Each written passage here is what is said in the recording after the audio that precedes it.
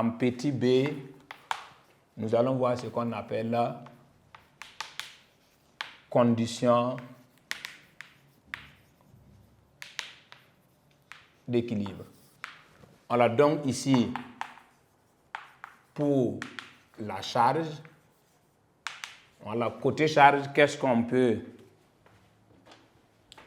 Côté charge, oui, la charge est appliquée à deux forces. Ça veut dire que Fs est égal à P. Le poids P ne change pas. P est égal, et Fs est égal à P, qui est égal à M fois G. Maintenant, pour la poulie, voilà, pour la poulie, ça veut dire que c'est appliqué par, ça veut dire qu'il y a deux forces qui agissent au niveau de la poulie. Il y a le Fe et Fs.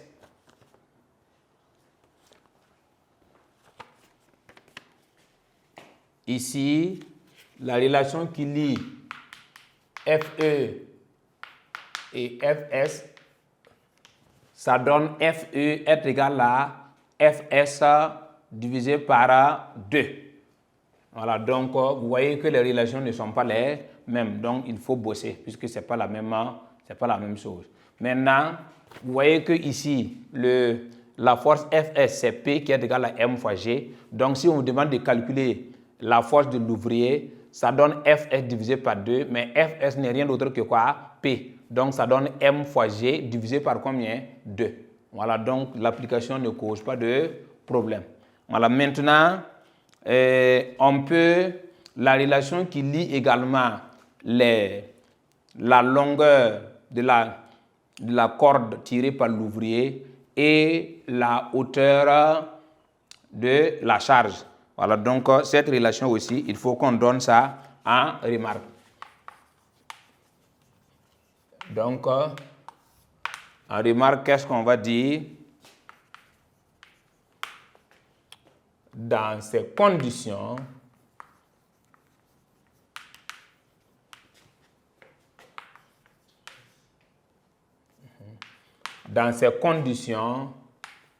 la longueur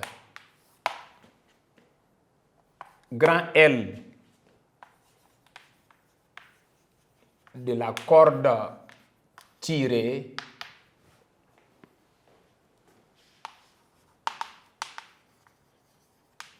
est égale au double de la hauteur H. Donc, on peut dire que quoi? Ls est égal à L, non, c'est pas Ls. Grand L est égal à DH ou on peut dire que quoi? LE est égal à 2 fois LS. Voilà, donc voici ce que vous devez retenir. Donc, en résumé, qu'est-ce qu'on peut retenir? Voilà, donc en résumé, quand on demande de donner la condition d'équilibre d'une poulie mobile, oui, c'est Fs égale à P qui est égal à M fois G, Fe égale à 2 fois Fe est égal à Fs sur 2. Ça veut dire qu'on peut tirer également Fe, par exemple, on peut dire que Fs est égal à 2 fois quoi? Voilà, ou il faut qu'on donne parce que Fs est égal à 2 fois Fe. Ça veut dire que cette relation, ça marche, cette relation également, ça marche. Voilà, donc souvent au BPC, si on retient ça, ça veut dire qu'on peut demander par exemple de répondre par vrai ou faux. Voilà, on peut dire que la condition d'équilibre d'une poulie mobile est Fs est égal à 2 fois Fe. Voilà, donc ça veut dire que il faut voir, même si c'est ça seulement, tu as ça en tête, il faut tirer, voir est-ce que Fe est égal à 2 fois Fe avant de dire c'est vrai ou bien c'est faux. Voilà, donc Fe est égal à Fs sur 2, c'est la même chose que S est égal à 2 fois Fe. Voilà, donc c'est la même chose. Maintenant, les relations qui lient LE et puis LS, c'est que LE est égal à 2 fois LS. Voici un résumé ce que vous devez retenir concernant ce qu'on appelle la condition d'équilibre d'une poulie mobile.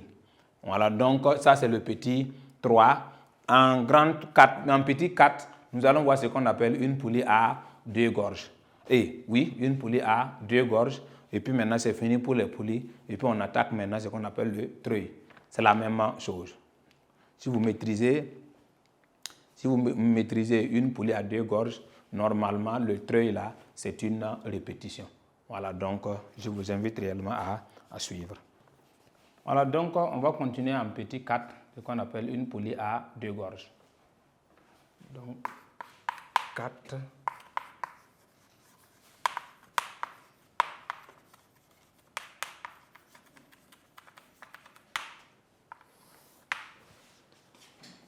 Donc, petit a, description.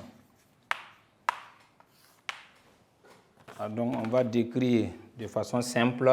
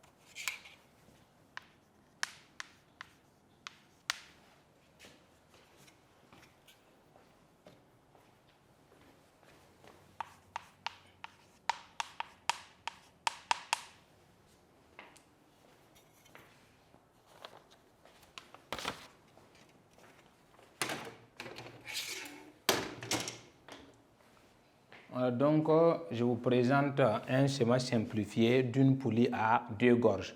Pourquoi poulie à 2 gorges? Parce que voici, ça c'est une gorge. Ça aussi également c'est une gorge. Donc, ça veut dire que c'est 2 gorges. Donc, d'où le nom poulie à 2 gorges. Voilà, donc une gorge c'est de façon simple le passage de la corde. Donc, ici, on constate que la corde la passe 2 fois ici. Donc, ici, la corde la passe également ici, la corde la passe. D'où le nom, une poulie à 2 gorges. Voilà, donc ça c'est un schéma simplifié.